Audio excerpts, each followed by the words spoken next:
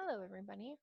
So, tonight, because I'm on break actually for my high school, I am not going to be coming in on site at the South Bend campus.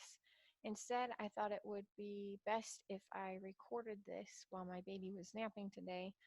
I thought about posting an old recording, but there's been some changes in what I want to present. So I'm re recording this for you.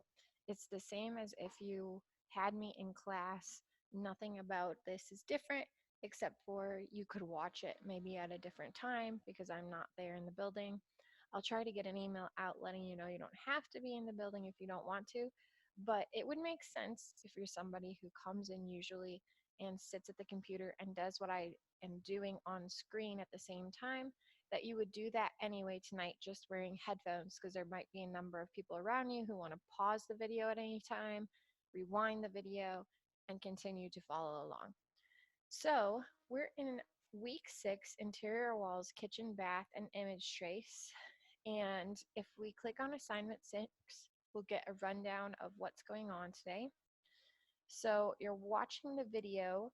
I can edit this now because even last year, because it was always my break time, I had a video, but we'll just say watch video. And you don't have to stop the timestamp since this is a brand new recording. We're going to be drawing our walls in our plan. A lot of what you're hearing today, if you're in space planning, which I believe is everyone, is going to be repetition of whatever you heard in Professor King's class for the last 2 weeks and a lot of this week.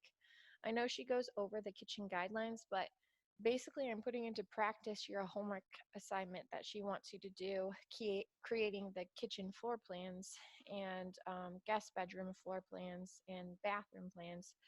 So I'm just drawing and speaking through some of the rules and concepts that she's covered, and it'll help guide you through how you're going to do that homework. And then I have a little bit of bonus stuff that goes along with just CAD usability and searching manufacturers at the end of this video. So walls. An average architectural wall is about 5 inches thickness for non-plumbing walls and 8 inches thickness for plumbing walls. That is walls that have fixtures on them, like our toilets, our sinks, or our showers and bathtubs. That means all walls that aren't plumbing are 5 inches. So if I was going to start off tonight, I'm using a student's file, totally random. I picked Tikva's template. She had turned her homework in a little bit early, so it was easy for me to grab. I don't know anything about how she wants to lay out her kitchen. I'm just going to use it as an example. At this point in the semester, when I just pull up my own files, everything works pretty seamlessly. I like to start using students' work and saying, oh, if I turn these layers off, XYZ, and see, oh, that wasn't easy. Here's a way to fix this using your work. It could go very seamlessly. We'll find out tonight. And it's not to say anything about Tikva's work. It's just to say, here's what it looks like if you're a student versus here what it would look like if you're a teacher. Um, I did add a layer that you didn't see because I added it at the beginning of the video when I was thinking about how I wanted to do this tonight. So under layers, originally she had a wall. I just created an A wall interior layer, and right now it's color 252. Honestly, we're not concerned about the color at this point. I'm more concerned about the name.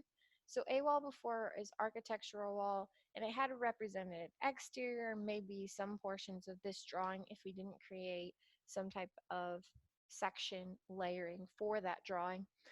But now I might think at any time it'd be nice if I could just turn off the interior walls to have this larger footprint.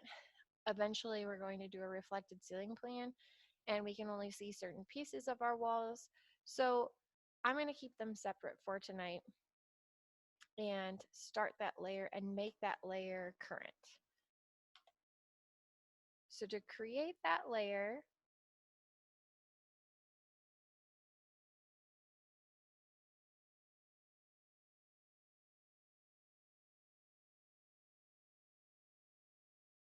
we would go up to the little star sheet. That would allow me the ability to add the layer, and then I could name it a wall interior.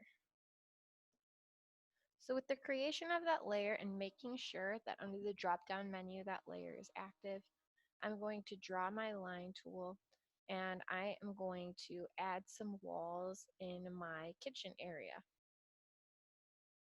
So again, tonight for me is not about good design.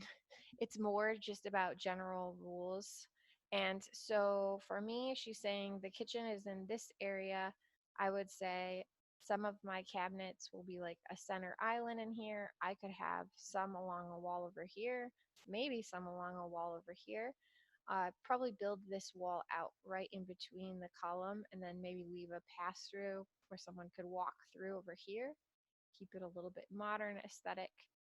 So for me to do that, I would want to create a really probably depends. If we have plumbing on the wall, it'd be 8 inches thick, but if it was not plumbing on the wall, it'll be 5. So for now, I'm going to create for myself an 8-inch thick wall that's running back into the column. We can build around our column. I could have built off in front this way, but I want to keep it square with this edge here, so I'm going to pull it back and I'm going to leave myself room for that 8-inch thickness, thinking good amount of probability that I will end up having some type of sink or something along this wall possibly. So with that being said, we know in here, this guy is cutting through that column. I could do some of my cleaning and trimming out from here to here, enter, and my computer is thinking a little bit about the object. Find that line that was just in there. I clicked on it to trim it out. So now I have this line broken up into separate lines.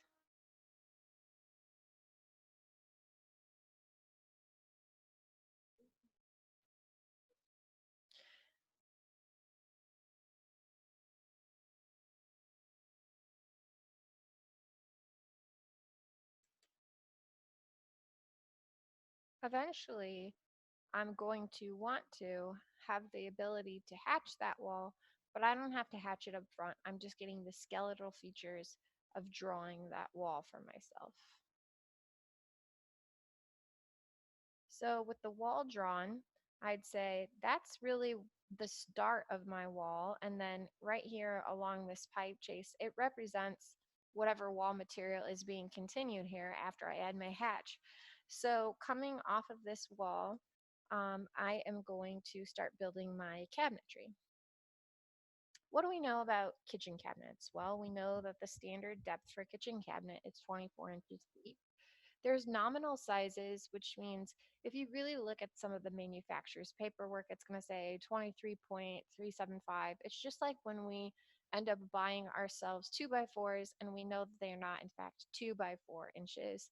That's just the standard of calling it that. So for drawing purposes, it's pretty simple for us to do 24 inches and say, sure, if we were having a manufacturer install, they would make up for that little nominal change in depth. If I go to my offset tool and I set it to 24 inches, I can offset this line here from the wall, and I've got a good long run, which represents a amount of cabinetry without any of my widths put in. And I could continue it all the way down here, but right now she has this bedroom here. I know these were all just placeholders for space.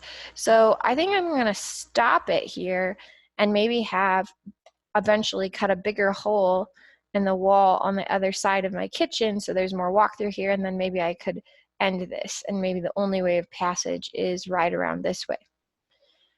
So with that, I'm just going to grab my line tool and I'm going to pull it back here to the corner. And I'm going to do the same thing on the other side. You will notice over here in the corner that for my interior wall, I had some settings that were different underneath my layers. It was looking like it was dashed. So if we pull out some of these different things, it says continuous under the actual layer. We want it to be continuous. If anything's ever set funny over here, I can change it by layer and make sure that it's drawing accurately. Right now, I can tell it's a continuous line. So if something gets bumped in any way, go ahead and check it against the original layer and change it back. Okay, so here's the start of my cabinets. Well, outside of the cabinets themselves, that's like buying them. This is the skeleton of the cabinet where if it had drawers, you'd see it right now because we don't have a countertop sitting on top yet. There's nothing to indicate that we do. So a standard offset for a countertop could be anywhere from 1 inch to 3/4 of an inch or even a 1/2 inch. I'm going to do a whole inch tonight so it's easy to see in my drawing. It's a nice thick edge to what is extending off of my cabinetry. So I'm going to do an offset of 1 inch. 1 inch, enter.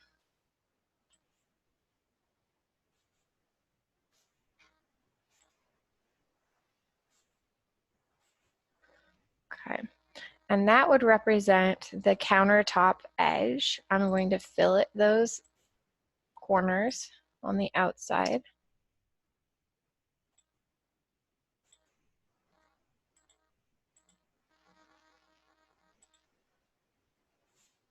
Again, I had a weird setting earlier where I had been drawing some of these under my A-wall interior as dashed. And so I'm just turning them back onto that layer. But for you, it should be just seamless. If you started this A-wall interior you've been drawing, they shouldn't be dashed, they should be continuous. So now I have what is the actual woodwork of the cabinets underneath, and then I have the countertop edge here. Let's go and look at our assignment for this week. So I say stuff about walls, 5 inches thick for non-plumbing, 8 inches for plumbing. I'll talk a little bit about doors and how I want them drawn. And I look down at kitchen, it gives you some standards. So I'll say 24 inches cabinets that would be dashed, because once we add that countertop on top, we want to know the depth of those is actually 24 compared to the 25 with that added solid inch. The upper cabinets are always drawn as solid lines and are 12 inches deep. And then we're going to include some of our appliances that are in our triangle for work, which is the sink, range, and refrigerator. We draw in the triangle on the floor to prove its length, each arm of that triangle, leg really. And I can show that later. So here it helps designate how you must draw the line. The cabinets are to be dashed underneath a solid countertop edge. So if I come back into my drawing, I would say, well, let's start maybe adding some more layers. I have been drawing continuously an architectural wall, but really I can probably break out this cabinetry and even countertop so that I can drive the type of line that's represented continuous or dashed.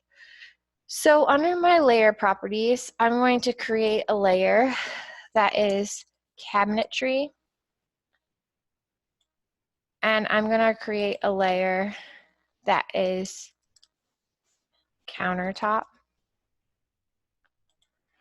And so I want to put things on the right layers. I think this is important for us to do. This is why I did it after the fact, to keep going back and forth and know, nothing is stuck on a layer once we've put it on it. They can be moved in groups. So the cabinetry, that's the 3 most inner lines, 1, 2, 3. If I highlight them and then drop down, I can find cabinetry. I could also, if it was way down at the bottom of the list, type C and it take me to the C's. And I'm going to click on cabinetry and it will change it to be on that layer. Okay. And right now, whatever layer was active when I created cabinetry, it was that 252 layer, which was the A wall, was the active layer. It drove the properties of what cabinetry is like. But that's okay, we can change all those properties individually.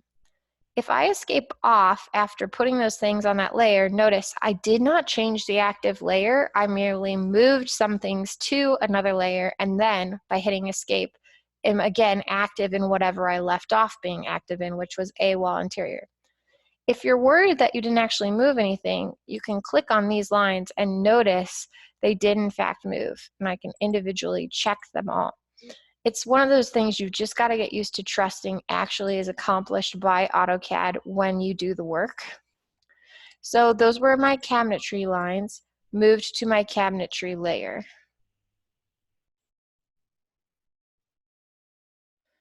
The next three lines that we need to change are the exterior-most lines. So 1, 2, and 3.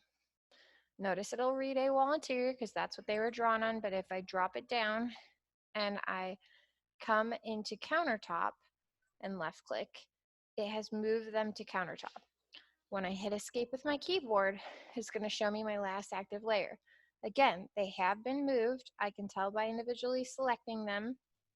It reads as countertop. It's just not the active layer, so it won't show up after hitting escape. Well, what we know about our countertop layer is that it's solid, but our cabinetry layer is dashed.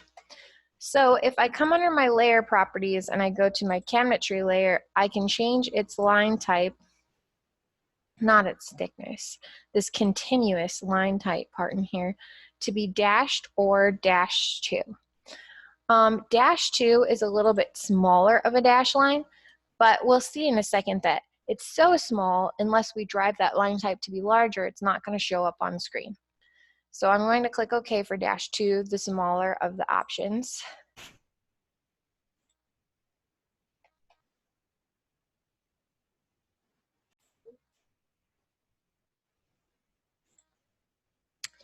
And once I've clicked OK, I can see that the line type name has changed under line type for cabinetry. I'm going to close out of here. So now when I click on those cabinetry lines, if I see it's typed by layer, we want it to show up as dashed.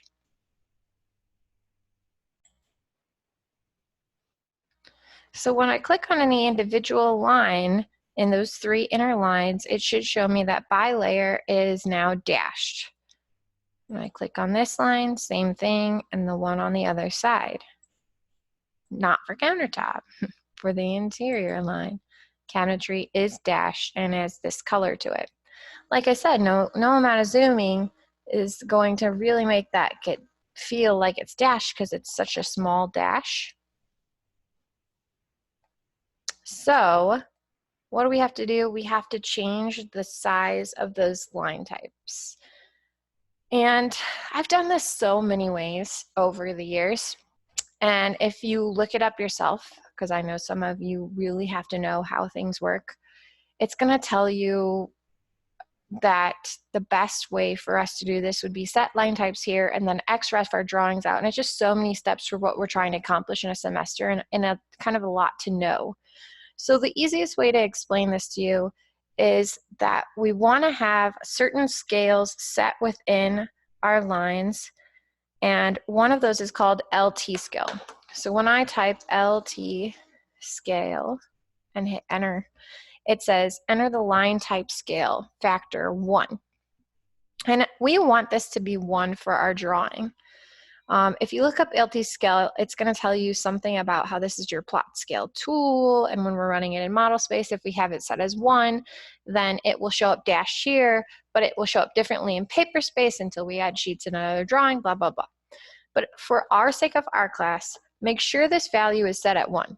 When I checked Tikva's drawing today, hers was set at 12, which probably happened early in the semester for something I did on screen to kind of test it out with the properties.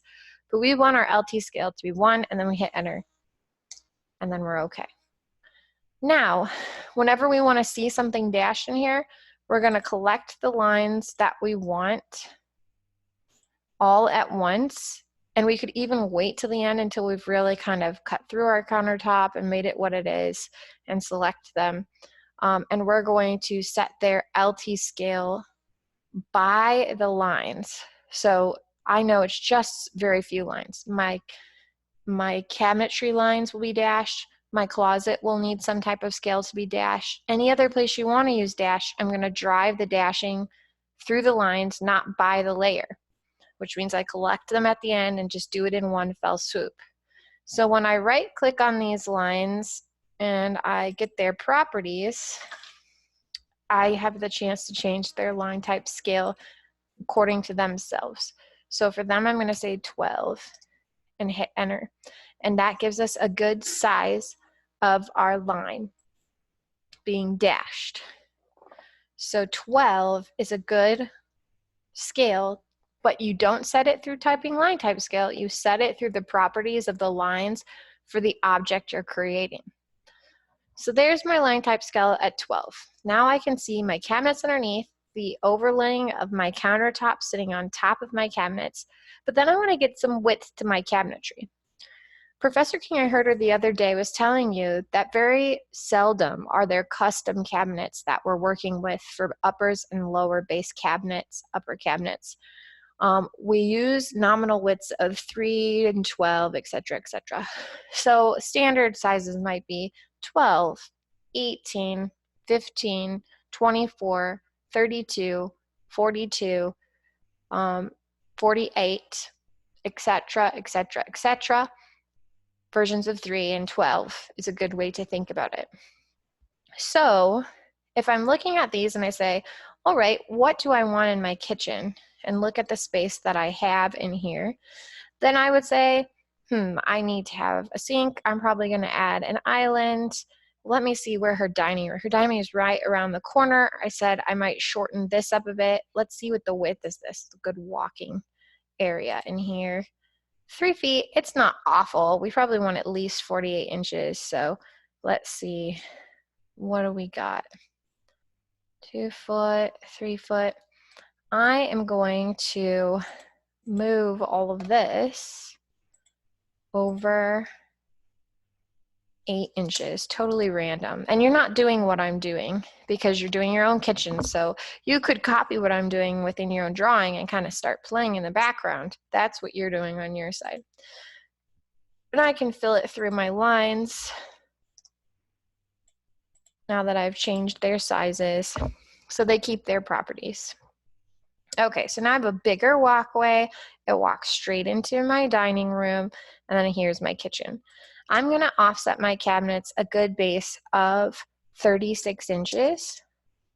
And that's this dash line, not the countertop line. So if I offset the dash line over, offset 36 inches, and I pull it over, I could get a number of base cabinets that are that width. That's a good width for a range. Could be bigger than that, 42 even. But like a little tiny kitchen, I could have these. So let's see what this run's gonna give me and how much leftover space I have. I'll get to the end here. Let's see what this last guy is. He's gonna have some weird decimal fractional. Ooh, I'm so close actually, that's really hilarious. So we're just gonna move this over 3/8 and then we'll have a good round measurement. Move over 3/8 inch and then refill it my lines. So it doesn't have to take a long time to get a normal sizes for your base. Usually it's driven by the products that you're selecting, but they come in a various amount of sizes. So what is this guy then from here to here? He's 36, 37, 38, 39, 40, 41, 42. Okay, so 42. So I've got this guy is 42 and all the other of my cabinets are 36, which are all standard sizes.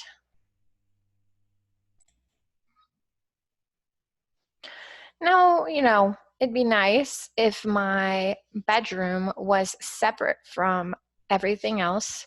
So, but I kind of like the idea of having a two-way flow into my kitchen. So I'm going to make the call that this is one kind of master suite. Let me look at the rest of the things I've got going on there. Yep, that's my call. And I move it this way so that we'd say, okay, this bedroom somehow isn't going to have a lot going on to it. She has her label layer locked. This is good stuff to check. So I'm going to unlock it because I want the chance to move it over. So her bedroom and bathroom are one master suite. I'm going to then create some type of walls around this that are, 5 inches thick. I'm going to check a measurement in here that I have a good hallway with. I'm going to say it's 5 foot. So actually draw a guideline in here over 5 foot, enter. and down and say, what would that be to create this suite? More like in the realm of in here. And close off my bedroom with my bathroom. I'm not going to figure out her bedroom bathroom suite tonight, but move it off to the side and create some flow, and then the door could enter in here. And it'd be very small. This is probably just like the guest space, which we could come back to later in this video. So deleting that off and then filleting, these walls would be 5 inches thick because they're not plumbing walls, and I would offset them into the space to maintain this 5-foot walkway here. So coming around, that leaves all of this for kitchen. I'm gonna have this be a window seat. So there's a cute little banquette window seat that I've got going. I could add a table there if I wanted to for people. I'm also gonna have an island because I know a lot of you will have islands. And I always wanna be thinking about how I'm lining things up visually. So like I would wanna center my island if I were you guys. We were thinking about when we're doing that, that can mean drawing a line down and then drawing one over, drawing a line from a corner down. So I've got some type of idea of center in here.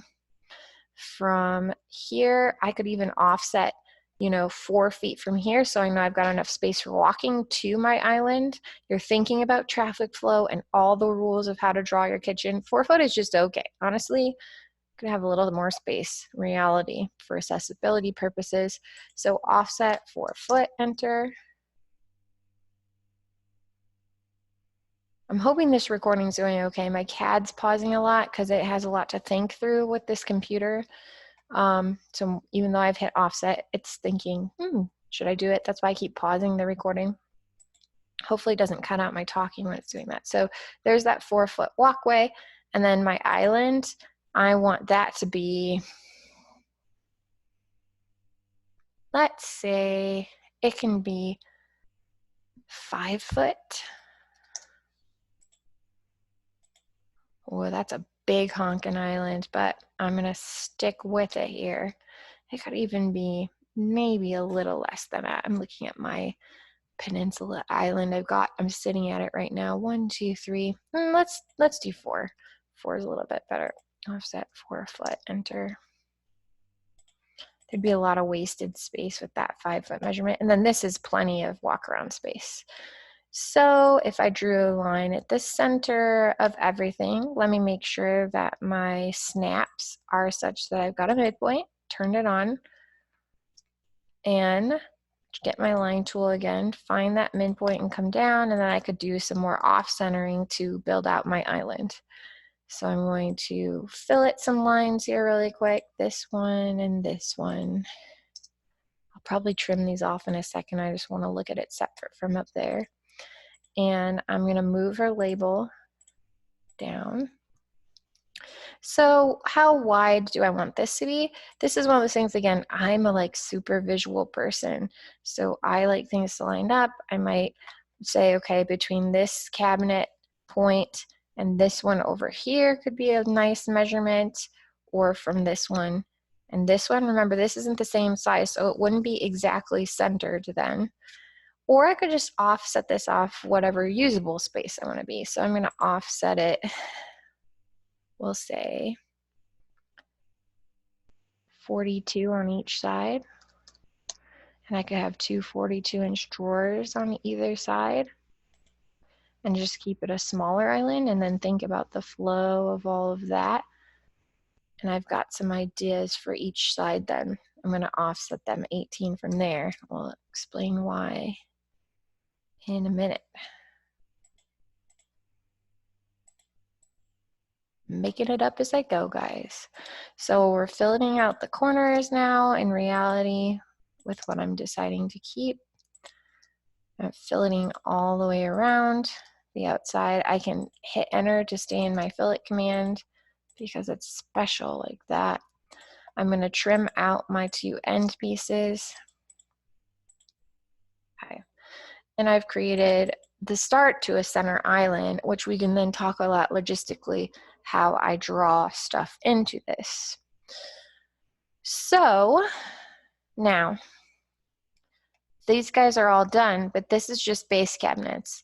And It could be anything, right? Because we only have the size and width. Nothing about this tells me anything about what actually exists there, except for it's 36 here and it's 42 here.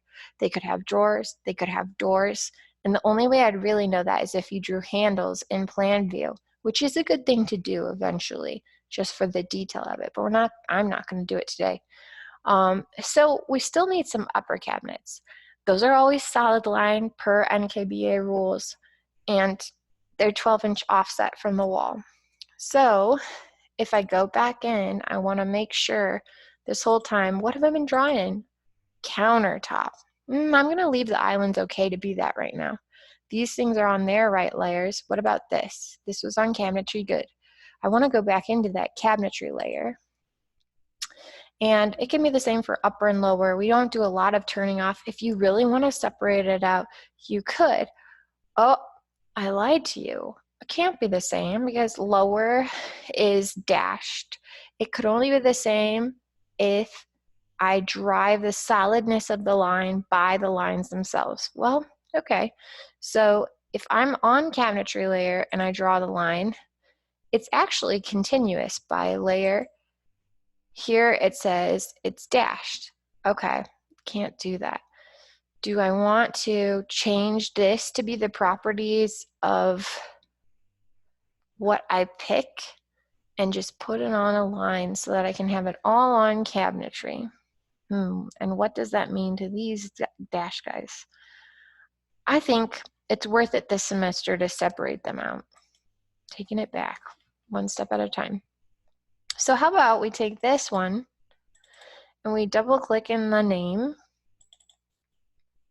Sorry, my computer is so inefficient. And we're going to change it whenever it catches up with me to be lower cabinetry. Or if you want it to be easy to find with cabinetry, because that's how your mind thinks, you could do cabinetry dash lower and break it into a category that's easier to sort. So cabinetry dash lower. And that way we can keep the dash 2 part of it in the color type for this layer. Then I'm going to do cabinetry upper. Okay, and I'm going to extend this. Remember, we can always use the arrows because it was hard to see which was the lower and upper, and I'm going to make this layer active by using the green check. All right, so now I can draw them. Ooh, let's double check though, what was it basing cabinetry upper off of? It is continuous, and it said continuous here, so good, it's continuous line. So line, if this is the lower cabinetry, I can start my depth of 12 coming down on the dashed line above it. So I would do 12 inches, enter. I want to make sure my ortho is on, the green line is going over, and I could snap it to the other dashed line,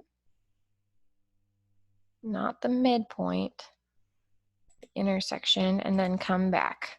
So now I'm seeing all these uppers, but the upper cabinet, this is just the offset from the wall. So this dash line can't represent what's happening up top as well as what's happening at bottom. And in reality, all of these are going to get cut off back here because we can't see them. The upper cabinets are such that if we're looking down from a God's eye view, we can only see and imagine this X-ray effect at the front half. So I'm going to trim all of the dash lines at the top half back because I can't see beneath my upper cabinets.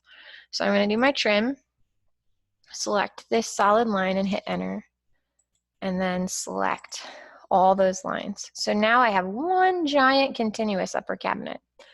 I could have the upper cabinets match the base cabinets. That would be a fine thing to do. Or I could make them very different.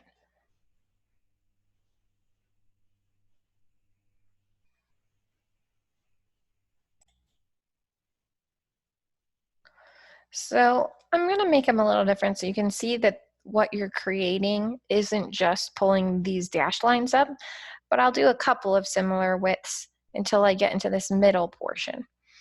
So for me, I'm going to say offset 36 inches, enter, and I'm going to pick the outside line. You're seeing at first they're lining up. I'm going to stop there. Then over here, I'm going to do a similar thing. So I'm going to say offset 36, offset 36. Now we may or may not like the fact that these things don't line up. We won't know until we draw an elevation. Maybe it'd be better if I take these, and for me, I at least have this line up and then leave this open so there is a nice clean visual of lineup coming over. So I'm going to move it over 6 to the left. And then that gets those lines into position. So right now, this is emptiness. These are upper cabinets, upper cabinets, upper cabinets, upper cabinets, and I've done nothing in the middle. And in fact, I'm going to leave it open in the middle, and I might have one of these be a sink base for me. And then I'm going to have bookshelves that are attached to the wall, so I don't need to have that space filled. So I've created everything that I would need with the exception of the labels of those cabinets, which are driven by your products according to the guides of standards for kitchen drawings. Drawing some things like islands often confuse students when there's empty space that's going on, right? So what do we know about our island? This technically right now is cabinets that have the right width to be cabinets, but probably not the right depth. If I measure from here back, oh, so that's perfect. That's 24 inches and then 24 inches.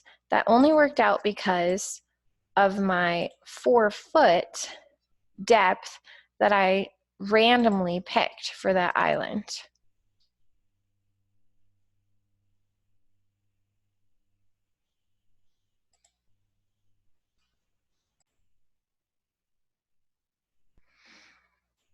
So I could easily have this one really be cabinets and then offset off my countertop. What was I thinking for these 18-inch offsets on either side? I actually figured I'm going to have this extension of countertop where I can put stools all the way around this. So I could have like 4 stools and then like one stool on each side over here, maybe 2 stools, so people can sit around this island. Or maybe I just have open bookshelves underneath the countertop on one of those sides, but only this is usable island in here. So I could have 2 42-inch cabinets, one here and one here with drawers. They're 24 inches deep, which means in order to have the countertop showing up, I have to offset this at least 1 inch forward. So I'm going to do an offset of 1 inch, enter, and that will be my countertop line. And eventually I'll put it on there because remember, if I'm offsetting this, they're all countertop. I'll have to put everything interior on lower cabinetry. So I've got a countertop line there. And then on this side, I know these are countertops to the left and the right. So I could actually take those and fillet them. So this is countertop, enter. And on this side, this is countertop, enter. I'm going to do some trimming to show you what's cabinetry then underneath so far. This doesn't exist, and this doesn't exist. So I have, this is all countertop. Then underneath, I'll hit into the side of my cabinet right here and right here. And here's just a little bit of front edge of countertop on over here, but over here it's like these big overhanging slab of countertop coming off of the cabinetry where I could have people's legs. And 18 is a good depth for that. It could be 12 to 18 inches for the depth of the people sitting at a counter height bar area. All right, so this line would actually end at the cabinet as well. And everything else in here for me is countertop. Now I'm going to offset 18 inches on the other side because I said I want all of this to be countertop and really only these are the drawers, and then I might have some supports back here and people can sit in a U shape all the way around. So I'm going to pull that line up. I'm going to pull this line up and pull this line up. I could be trimming right now, right? If I do a trim from here to here, enter, then I would get this. And now you can see the countertop going around, and then I have these two 24-inch deep cabinets that eventually will have drawers on them, and they will be dashed. So let's put them on their cabinetry layer. So cabinetry lower. And I have it dashed, but if I right click, I can change the properties right now, and I want it to be 12 so that I can see it and I can visually separate it from the countertop. Now what's happening with all this extra stuff? So my real depth of my cabinet ends right here at this line, but then I have this space. So that was all planning space, and I really don't need it. What I need to do is delete this line off and then complete these by filleting them, and think about how I'd finish off the back side of those cabinets so they're not open and ugly and exposed, showing any type of crack at the back. So I'm just cleaning up my line work. And I would say this line technically should also be on that cabinetry lower, and its properties should be 12.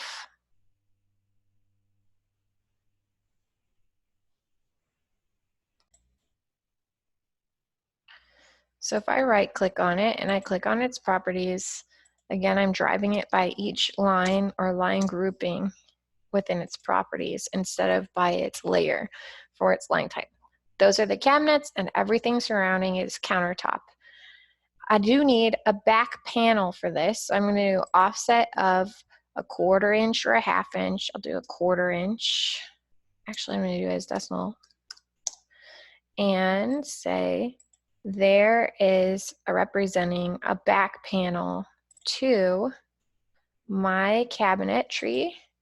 That would be this one full solid piece covering the connection line between these two when you look at the back of them. But these two, you know, if this is marble on top of these small cabinets, I'd probably need more supports. So I'm going to say in the corner here, I have a really modern support, and actually I could probably move it in a little bit. And then I want it in the same place on the other side, so I'm going to mirror it about its center point. And now I've got two little metal legs that are adding to support my countertop, and I can have stool, stool, stool, stool all the way around this, okay? Let's talk about a big problem I see with student drawings. So here's my stool that I am going to draw. I'm going to check its, let's say we want it to be 21 inches or something. Let's see what I've got so far, 10 and 10. So I'm about good with the reality of what would be a stool. So if I move this into place and I put it at the countertop, when you go to turn these in, I cannot see through the countertop except for the cabinetry in these situations. It's not the magical disappearing chair. We could always dash half the chair and whatever, but usually your chairs are cut out. So I'm going to trim the front off. Okay, and that tells me it's going under the cabinet. This is just a kitchen drawing, so the rules are I see the cabinetry underneath. But for chairs and stools, they would go under to give that a reality of them being underneath. So if I take this guy, I'm going to mirror him to the other side. And I've got some stools there. Mirror, about the center, pull down, erase the source object, no, enter. There we go. Now my kitchen label is in the way a little bit.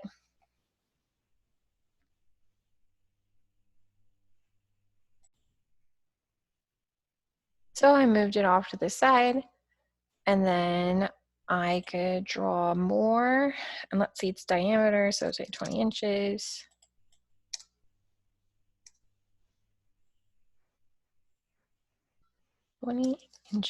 There we go.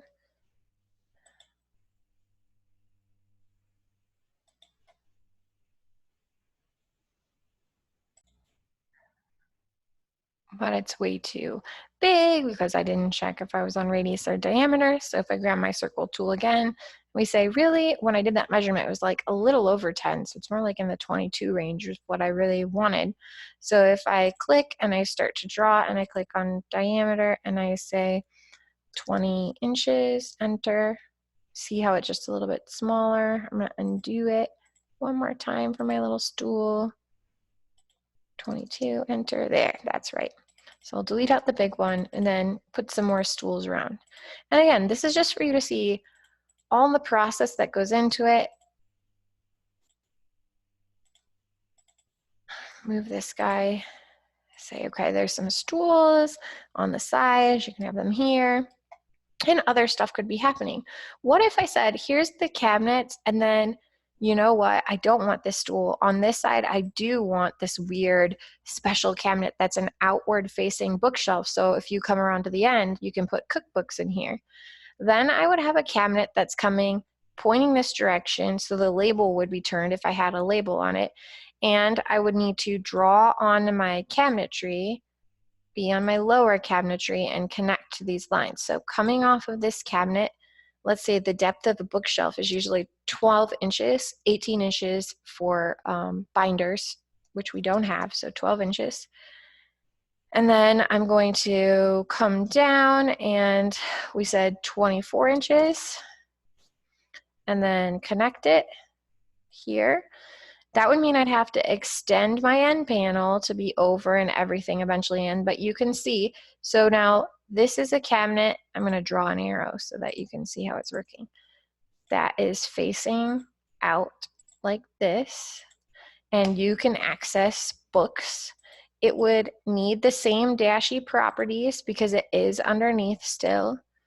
So I can right click it and do its properties, and I want the layer to be C, cabinetry lower,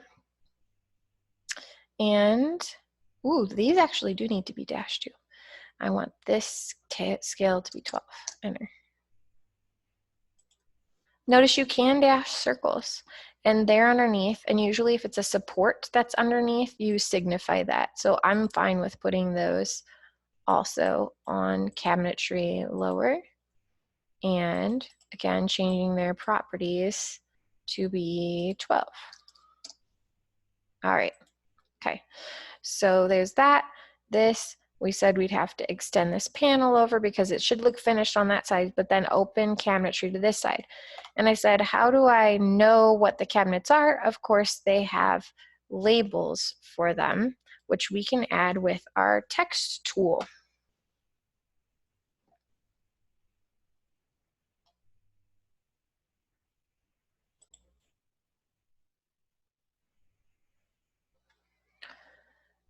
So what does that look like? I just pulled up a random YouTube video to remind you of what it would be like for dishwasher, DW. For base cabinets, it'd be B and the width 20 here. Or for our uppers, we could have W, U, depends on what we're working with, but we could go with W for now.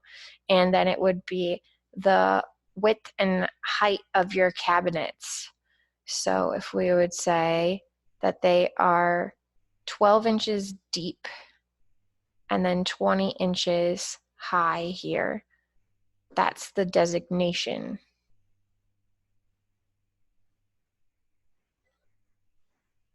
Oh, I'm lying to you. It's depth and width.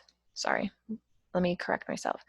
12 inches deep, and then your width is 24 inches wide. So you can see how it gets smaller, then 20, then 20, and 12 inches deep. So if we have this is here as our width is 24, and this is our depth, all of the labels should match that way. So if I come back in, then we said, well, let's create some labels. We can put them on our floor plan labels, just have all of our labels together, or we could create some cabinetry labels layers. So I'm going to create it. Again, sticking with cabinetry is the grouping. Labels. And make it active. But look, it took on those properties, and I want it to be continuous, and click OK so that there's no dashing coming into play. Okay. Then with being on cabinetry labels, I'm going to come to my text tool and I'm going to start a label. And I'm going to do B42 for my base cabinet. If it's too big, remember I can scale a label. So if I'm like, no, I want it smaller, I can just come in and make it smaller that way, and then copy, and use that the rest of the way for all the other labels. I could also get into the text tool by double clicking and change it up here. So if that's 3.5 and I'm like, no, I want it smaller, I want it 2 inches. Then when I select this,